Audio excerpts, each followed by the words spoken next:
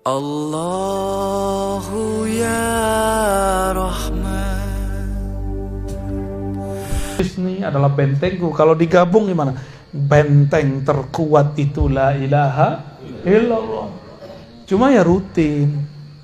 Yang rutin. Kok kerja bisa rutin? Kenapa kita mau rutin kerja, Pak? Karena pengen dapat gaji kan? Bener.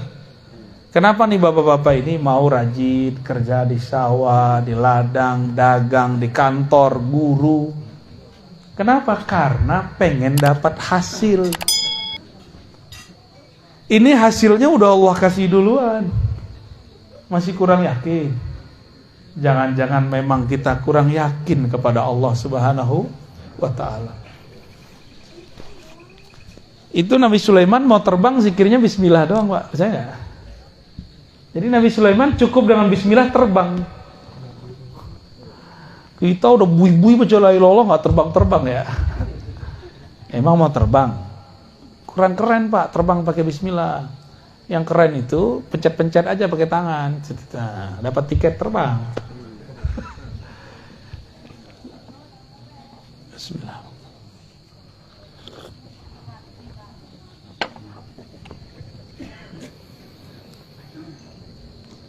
Jadi zikrullah ini ada 3 yang mau saya sebutkan. Zikrullah qutul qulub. Itu udah tadi ya. Zikir Allah, mengingat Allah itu makanan kalbu. Bapak Ibu nggak makan seharian, lemes nggak? Itulah nasib orang nggak zikir seharian. Udah dikasih talqin sama Pak Kiai Haji Maman, nggak dipakai. Mau antum kiai 1000 kali kiai nggak ngaruh. Oh, saya bisa baca kitab, nggak masalah. Nabi nggak perlu baca kitab begituan. Kitab kuning kan baru kemarin sore ada. Nabi memang baca kitab kuning? Enggak, Nabi nggak perlu kitab kuning, di dalam dirinya semua kitab ada. Maka an-nabil ummi, bukan Nabi tidak bisa baca tulis. An-nabil ummi, Nabi induk semua kitab. Ummul kitab, itu artinya. Allahumma sholli ala sayyidina Muhammad. An-nabiyil ummi, Nabi yang al-ummi. Al-ummi itu bukan ya nisbah, bukan Nabi yang nggak bisa baca tulis. Nabi yang di dalam dirinya ada induk semua ilmu pengetahuan. Itu an-nabiyil ummi. Salah satu pengetahuan kitab di dalam qalbu Nabi adalah risalah la ilaha. Ketika beliau mengatakan afdalu dzikri la ilallah, itu adalah ikhtisar dari isi kitab di qalbunya. Itu baru satu kitab, Pak, zikir risalah la ilaha. Jadi di qalbu Nabi itu ada semua risalah, rahasia-rahasia. Tapi umur beliau pendek. Yang penting Mekah sudah ditaklukkan, syariah sudah mapan. Maka orang tidak akan mengkultuskan orang yang di kolbunya ada risalah kita. Sayyidina Isa, beliau menampilkan isi kitab kolbunya sebelum syariat Bani Israel waktu itu mapan. Akhirnya mereka menyembah Nabi Isa. Salah satu isi risalahnya apa? Rahasia, nama Allah Hayyun dan Hayat, Muhyi. Ada orang udah mati, dipegang dadanya oleh beliau, hidup, Pak. Orang ngira ini Tuhan, ini bukan manusia ini. Nabi Muhammad kan sering melakukan itu, cuma nggak dieksplor di banyak riwayat. Saya pegang, Pak, beberapa riwayatnya. Nabi menghidupkan orang mati, ada riwayatnya, tapi didoifkan oleh ahli hadis yang nggak percaya. Mereka cari-carilah kesalahan hadis itu. Itulah rahasia kenapa syariat dimapankan di masa Rasulullah. Sedangkan rahasia-rahasia kolbu ini tidak berhenti, turun terus. Inilah makna al-ulama warasatul anbiya. Ulama mewarisi risalah-risalah kitab dari kolbu an-nabi al-ummi. Langsung, Pak. Nggak lewat Google, nggak lewat kitab kuning. Kitab kuning itu dari sini, dari kolbu. Jangan dibalik. Ini kiai-kiai udah kehijab ini, santri-santri udah kehijab. Kok kolbu ngikutin kitab kuning? Salah itu. Kitab kuning pemahamannya harus ngikutin rahasia warisan kolbu Rasulullah SAW. Itu ya baru sahih warisan Rasulullah. Baru pewaris Rasul ente. Kalau enggak pewaris kitab bulukan itu namanya.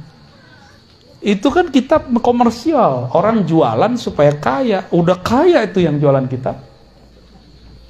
Kita masih puji baku. Dan berapa banyak kitab yang salah cetak. Laknya hilang, gawat sudah.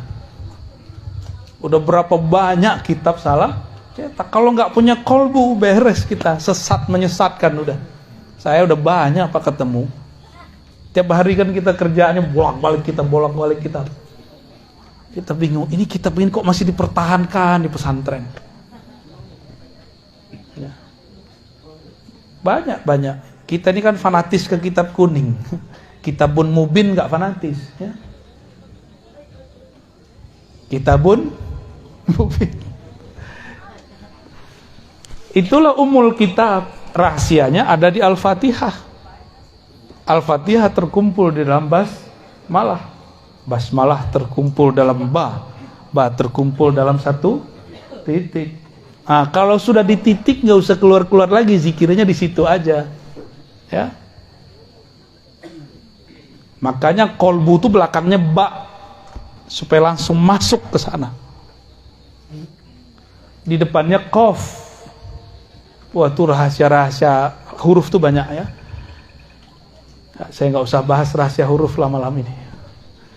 Jadi la ilaha illallah itu makanan kolbu paling mahal. Cara menikmatinya macam-macam. Ada yang pedas, ada yang manis. Yang pedas thariqat qadiriyah, yang manis thariqat naqsyabandiyah, gitu. Kan ada yang nggak senang pedas-pedas, senangnya manis-manis. Kalau orang Banten nih senangnya pedas manis. Dapat zikirnya yang keras, dapat zikirnya yang manis. Alhamdulillah. Ada yang senangnya nge-rap musiknya, ada yang senangnya melankolis, ya, melo-melo musiknya yang syahdu-syahdu. Itu pilihan kita aja. Itu kan musik di dalam diri. Jadi zikir keras lembut itu adalah hentakan di kolbu. Nggak ngaruh orang di luar sana. Mau di luar sana orang bentak-bentak, kalau di kolbunya lembut tetap kolbu lembut dia. Ya. Ini contoh nih yang lagi sibuk megang handphone. Orang udah zikir keras-keras di sampingnya. Dia masih sibuk ya. Pasang status, lagi ikut majelis zikir nih. Lah kok bisa orang ikut majelis zikir pasang status? Ya, canggih Pak zaman sekarang ya. Lumayan lah dapat berkah. Iza maratu biridil jannah tahu kalau kamu lewat di majelis-majelis di taman-taman surga, maka petiklah, icip-iciplah, coba-cobalah. Lumayan. Ini kan saya pernah cerita di sini di mana nih? Guru dari guru saya, namanya Syekh Husain Usairan Al-Lubnani, mantan orang Syiah, ngejekin ahlu sunnah, thariqat Naqsyabandiyah yang ada di Masjid Jami' di Lebanon. Itu zikir Pak, ba'da salat. Afdalu dzikri la ilaha illallah.